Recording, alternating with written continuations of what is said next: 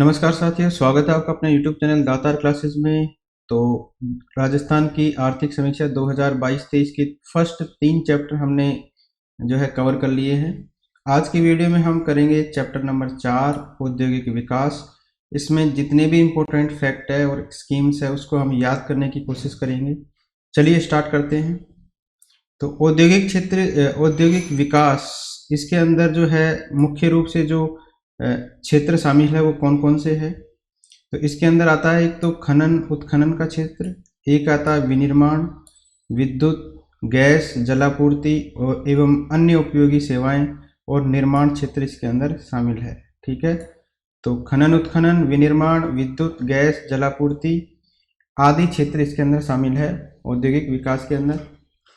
तो उद्योग क्षेत्र की बात करें तो इसका सकल राज्य मूल्यवर्धन GSVA हम जिसको शॉर्ट में बोलते हैं, इसका योगदान 2022-23 में कितना रहा। स्थिर कीमतों पर रहा आधार वर्ष जिसका है 2011-12।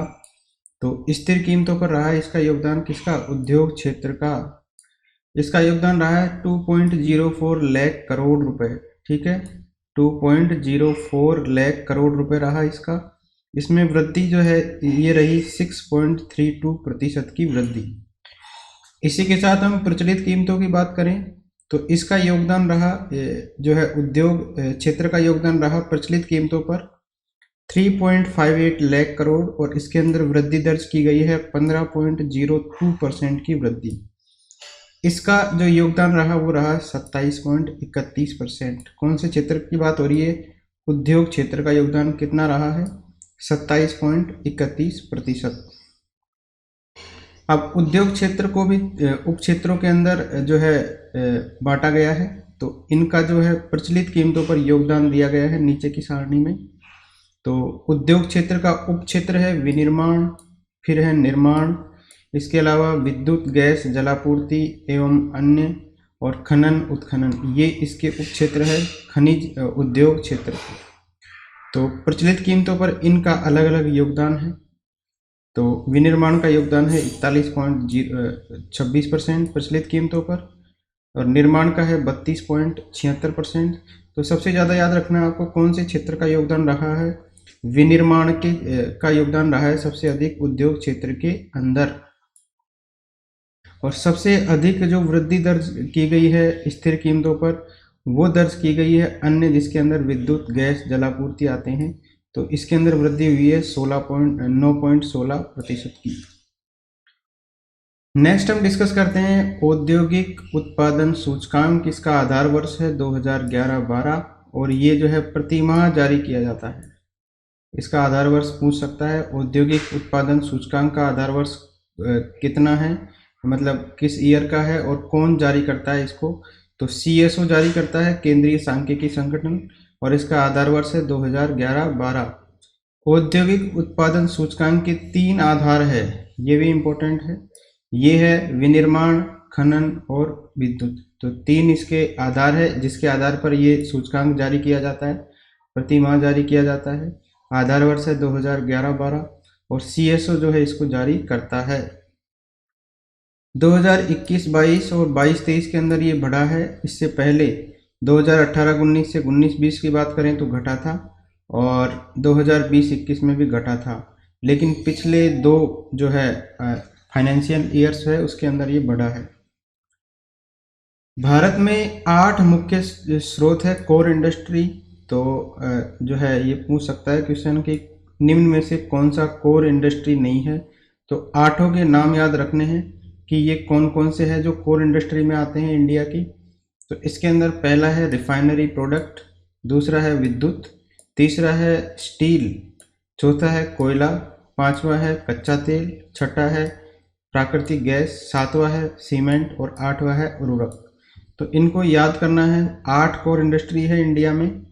तो रिफाइनरी, विद्युत, स्टील, कोयला, कच्चा तेल हो गया, इसके बाद में प्राकृतिक गैस हो गया, इसके बाद में सीमेंट हो गया और इसके बाद में उर्वरक हो गया। अब बात करते हैं MSME इकाइयों के बारे में। MSME किसको कहते हैं, तो MSME का फुल फॉर्म होता है micro, small and medium enterprises. तो यदि सूक्ष्म जो है सूक्ष्म औद्योगिक इकाई है उसके अंदर निवेश रहता है 1 करोड़ रुपए तक का, मतलब 1 करोड़ से कम का निवेश रहता है। और टर्नओवर अगर 5 करोड़ से कम है तो उसको बोलेंगे अपन सूक्ष्म औद्योगिक इकाई। इसके अलावा अगर 10 करोड़ से कम का निवेश है और 50 करोड़ से कम का टर्नओवर है तो उसको हम बोलेंगे लघु औद्योगिक इकाई। 50 करोड़ से कम का निवेश है और 250 करोड़ से कम का टर्नओवर है तो ये हो गई मध्यम औद्योगिक इकाई। तो सूक्ष्म, लघु और मध्यम 1 करोड़, 10 करोड़ और 50 करोड़ का निवेश है, 5, 50 और 250। नेक्स्ट है उद्यम पंजीकरण पोर्टल, जिसको अपन बोलते हैं URP, उद्यम रजिस्ट्रेशन पोर्टल। और ये स्टार्ट किया गया था MSME का ऑनलाइन पंजीकरण करने हेतु। ठीक है, अगर आपको रजिस्ट्रेशन करवाना है ऑनलाइन MSME का तो इसके लिए जो पोर्टल है उसका क्या नाम है, तो उसका नाम है URP, उद्यम रजिस्ट्रेशन पोर्टल। स्टार्ट कब हुआ है? 1 जुलाई 2020 से। MSME की बात हो रही थी, इसको बढ़ावा देने के लिए राजस्थान सरकार के प्रयास कौन कौन से हैं? तो पहला तो URP जो है, URP की व्यवस्था की गई है जिसके अंदर आप जो है अपने उद्योग का जो है ऑनलाइन पंजीकरण करवा सकते हैं। दूसरा है इसके अंदर राजस्थान सूक्ष्म, लघु एवं मध्यम उद्यम facilitation of establishment and operation, ये अधिनियम 2019 का 19 में लाया गया है। ये लागू हुआ है 17 जुलाई 2019 से। ठीक है, तो कौन सा है अधिनियम? ये राजस्थान सूक्ष्म, लघु एवं मध्यम उद्यम अधिनियम 2019। इसका उद्देश्य क्या है? MSME की जो बाधा रहित स्थापना है इसको प्रोत्साहित करना। 12 जून 2019 को जो है राज उद्योग मित्र पोर्टल की शुरुआत भी की गई है। कौन सा पोर्टल है? राज उद्योग मित्र पोर्टल की जो है शुरुआत कब की गई? 12 जून 2019 को। नेक्स्ट है इंटेंट की घोषणा, डिक्लेरेशन ऑफ इंटेंट। ये प्रस्तुत करने पर जो है नोडल एजेंसी MSME को पावती प्रमाण पत्र जारी करती है। पावती प्रमाण पत्र जारी होने की तिथि से 3 साल तक MSME को राज्य के सभी कानूनों के तहत जो है अप्रूवल और निरीक्षण से जो है छूट दी जाती है। तो पावती प्रमाण पत्र एक बार जब जारी हो गया तो 3 साल तक जो है आपको कोई ज़रूरत नहीं है अप्रूवल की और इंस्पेक्शन की, तो इसमें 3 साल तक की छूट दी जाती है MSME को। तो हमने पढ़ा है MSME 3 तरीके के हैं, माइक्रो, स्मॉल एवं मीडियम। माइक्रो तब होगा जब 1 करोड़ से कम का निवेश और 5 करोड़ से कम का टर्नओवर होगा। लघु होगा 10 करोड़ से कम का निवेश और 50 करोड़ से कम का टर्नओवर। मध्यम होगा 50 करोड़ से कम का निवेश और 250 करोड़ से कम का टर्नओवर। इसके अलावा इसमें URP की भी स्थापना की गई है जिसको बोलते हैं उद्यम रजिस्ट्रेशन पोर्टल। इसके अलावा एक अधिनियम लाया गया है 2019 में। कौन सा अधिनियम है? 17 जुलाई 2019 को लागू हुआ है। ये इसका नाम है राजस्थान सूक्ष्म, लघु एवं मध्यम उद्यम अधिनियम 2019। इसके अलावा जुलाई के अगले महीने मतलब जून 2019 में राज्य उद्योग मित्र पोर्टल की शुरुआत हुई है। और एक बार अगर इंटेंट की घोषणा हो जाती है, मतलब एक जब इनको पावती प्रमाण पत्र जो है जारी किया जाता है, इसके बाद 3 साल की जो है छूट दी जाती है MSMEs को। अगली स्कीम है इसके अंदर मुख्यमंत्री लघु उद्योग प्रोत्साहन योजना। ठीक है, लघु उद्योगों को बढ़ावा देने के लिए है ये। 13 दिसंबर 2019 से स्टार्ट हुई और ये MSME की जो है को ऋण सुविधा उपलब्ध करवाना इसका उद्देश्य है। 10 करोड़ तक का इसके अंदर ऋण दिया जाता है।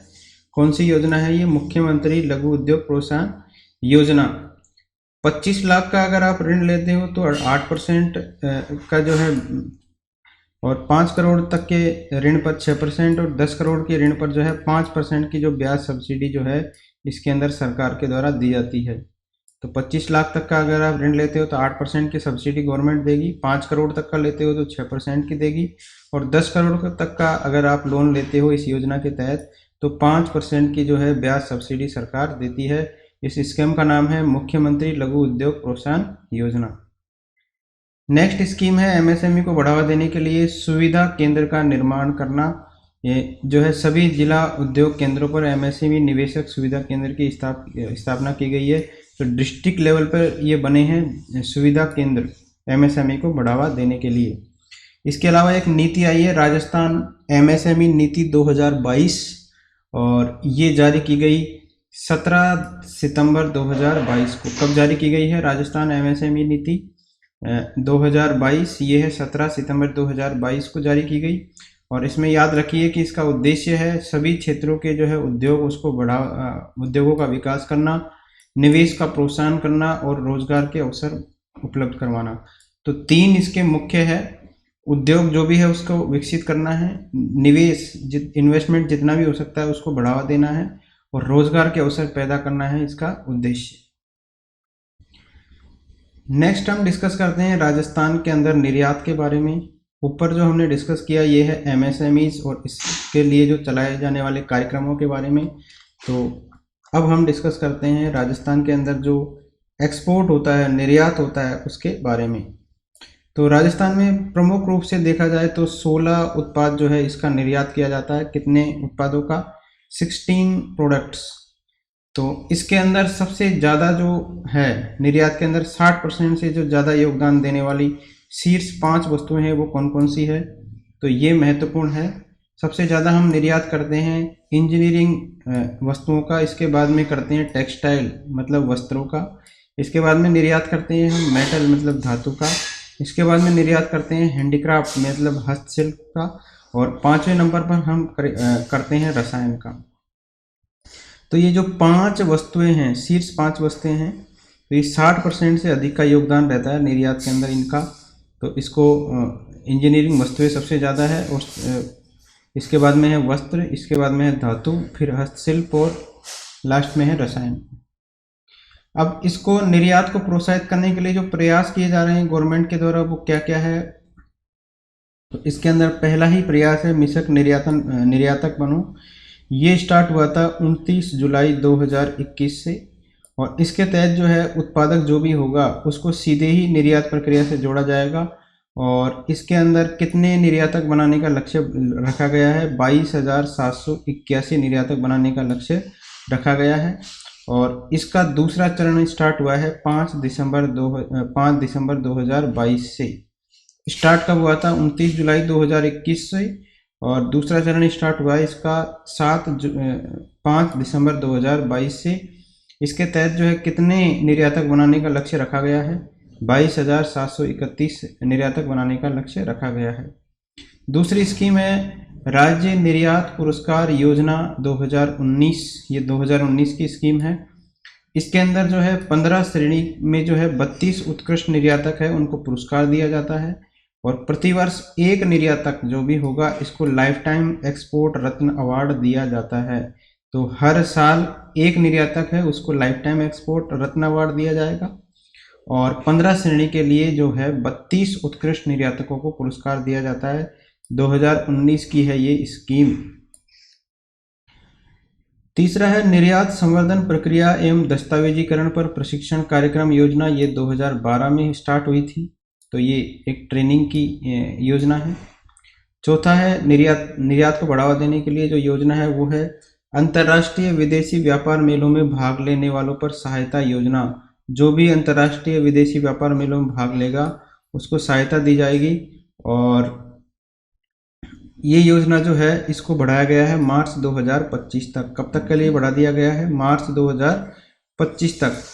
इस योजना के तहत जो है विदेशों में जो आयोजित होने वाले अनुमोदित व्यापार मेलों में भाग लेने वाली जो इकाइयां हैं उनके द्वारा भुगतान किए गए भूमि किराए का जो है 50% की दर से अधिकतम 1 लाख रुपए तक का पुनर्भरण किया जाता है। तो किराए पर जो भी भूमि का भुगतान किया जाएगा उसका 50% से की दर से अधिकतम जो है 1 लाख रुपए तक का जो है पुनर्भरण कर दिया जाता है इस योजना के अंदर।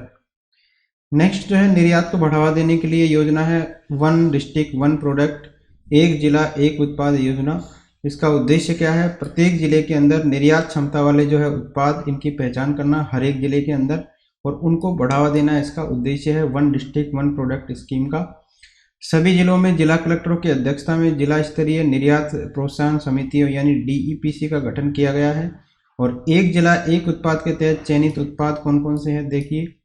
जैसलमेर का जो है ये है पीला मार्बल स्लैब एंड टाइल्स, ये है 1 डिस्ट्रिक्ट 1 प्रोडक्ट जैसलमेर का। जोधपुर का है फर्नीचर हस्तशिल्प उत्पाद के अंदर आता है, और बाड़मेर का है ईसब गोल। ये है 1 डिस्ट्रिक्ट वाइज जो है एक प्रोडक्ट है इनके जो फेमस है। इसके बाद में भरतपुर का जो है वन डिस्ट्रिक्ट वन प्रोडक्ट के अंदर शहद है और खाद्य तेल है। धौलपुर का है मिल्क पाउडर स्कीम्ड जो है मिल्क पाउडर, वो है धौलपुर का। करौली की बात करें तो सैंडस्टोन आर्टिकल एवं सिलिका सैंड है। श्रीगंगानगर का गम पाउडर है। हनुमानगढ़ का ग्वार गम है। बीकानेर का सिरेमिक है। चूरू का है लकड़ी के उत्पाद। झुंझुनू का है स्टोन प्रोडक्ट और लकड़ी के उत्पाद। और सीकर का है फर्नीचर एंटिक। उदयपुर का है ग्रेनाइट मार्बल आइवरी कार्विंग। और डूंगरपुर का है ग्रेनाइट मार्बल स्लैब। बांसवाड़ा का है सिंथेटिक यार्न। प्रतापगढ़ का है लहसुन और थेवा कला। बूंदी का है चावल। बारा का है सोयाबीन। कोटा का है एम्ब्रॉयडरी फैब्रिक, कोटा डोरिया जिसको बोलते हैं। और झालावाड़ का है संतरा और सैंडस्टोन। इसके अलावा जयपुर का है ब्लू पोट्री और ज्वेलरी एंड जेम्स। अलवर का है ऑटोमोबाइल पार्ट्स। दौसा का है corporate and stone article. Nagaur की बात करें तो नागौर का है ग्रेनाइट मार्बल, मकराना का जो है। अजमेर का ग्रेनाइट है। चित्तौड़गढ़ का है ग्रेनाइट मार्बल, पाली की मेहंदी। इसके अलावा भीलवाड़ा का रेडीमेड गारमेंट जो डेनिम के हैं। जालौर का है मसाले एवं मोजड़ी जूती। राजसमंद का है टेराकोटा। सवाई माधोपुर का है टूरिज्म। सिरोही का है साइलियम हस्क और टोंक का है सैंडस्टोन। तो ये जो है GI tag, GI one district one product के हिसाब से जो है प्रोडक्ट सेलेक्ट किए हुए हैं। तो जो इम्पोर्टेंट है ये याद कर लीजिए आप। इसके अंदर बूंदी का चावल है। बारा का सोयाबीन है। कोटा का कोटा डोरिया है। झालावाड़ का संतरा और सैंडस्टोन है। इसके अलावा जयपुर की ब्लू पोट्री याद रख लीजिए। इसके अलावा पाली की मेहंदी याद रख लीजिए। जालौर की मोजड़ी जूती याद रख लीजिए। तो इस तरीके से ये जो है इम्पोर्टेंट प्रोडक्ट है। नेक्स्ट निर्यात को बढ़ावा देने की योजना है राजस्थान निर्यात संवर्धन परिषद, जिसको अपन बोलते हैं REPC। इसका गठन किया गया 8 नवंबर 2019 को। और राजस्थान के अंदर उद्योग और वाणिज्य विभाग नेक्स्ट है। राजस्थान के अंदर उद्योग और वाणिज्य विभाग, तो हमने ऊपर देखिए ये सारे जो कार्यक्रम हैं ये थे निर्यात संवर्धन से रिलेटेड। अब हम बात करते हैं राजस्थान में उद्योग और वाणिज्य विभाग की। तो इसके अंदर अंतर्गत जो है 36 जिला उद्योग केंद्र और 8 उप केंद्र कार्यरत है। सभी जिला उद्योग केंद्रों पर MSME जो है निवेशक सुविधा केंद्र की स्थापना की गई है। विवाद निवारण तंत्र समिति है और राज्य स्तर पर चेयरमैन रहता है इसका मुख्य सचिव। इम्पोर्टेंट है ये। तो उद्योग और वाणिज्य विभाग जिसकी बात करें तो राज्य स्तर पर चेयरमैन कौन होता है, तो मुख्य सचिव होता है। जिला स्तर पर अध्यक्ष होता है जिला कलेक्टर। 10 सुविधा परिषदों का गठन किया गया है। इसके अंतर्गत विलंब भुगतान के मामलों में निराकरण के लिए, ठीक है, भुगतान के अंदर लेट हो जाता है उसके निराकरण के लिए 10 जो है सुविधा परिषदों का गठन भी किया गया है इसके अंतर्गत। इसमें 2 है राज्य स्तर पर और 8 है संभाग स्तर पर। अगला है मुख्यमंत्री रोजगार सृजन कार्यक्रम। इसका उद्देश्य क्या है? इसका उद्देश्य है ग्रामीण एवं शहरी क्षेत्रों के अंदर औद्योगिक सेवा और वाणिज्यिक गतिविधियों को बढ़ावा देकर रोजगार के अवसर उपलब्ध करवाना। इसके लिए ये स्कीम स्टार्ट हुई थी, प्रधानमंत्री रोजगार सृजन कार्यक्रम। नेक्स्ट स्कीम है राजस्थान निवेश प्रोत्साहन योजना, जिसको अपन बोलते हैं RIPS। ये इम्पोर्टेंट है और ये लागू हुई थी 17 दिसंबर 2019 से। ठीक है, कब लागू हुई? 17 दिसंबर 2019 में। और इसका उद्देश्य है उद्योगों को कर में छूट देने के लिए, अर्थात राजस्थान में नई इंडस्ट्री को 7 वर्गों के लिए SGST का 75% इसके अंदर पुनर्भरण किया जाएगा। कौन सी स्कीम है ये? राजस्थान निवेश प्रोत्साहन नीति, मतलब इन्वेस्टमेंट को बढ़ावा देने के लिए है ये।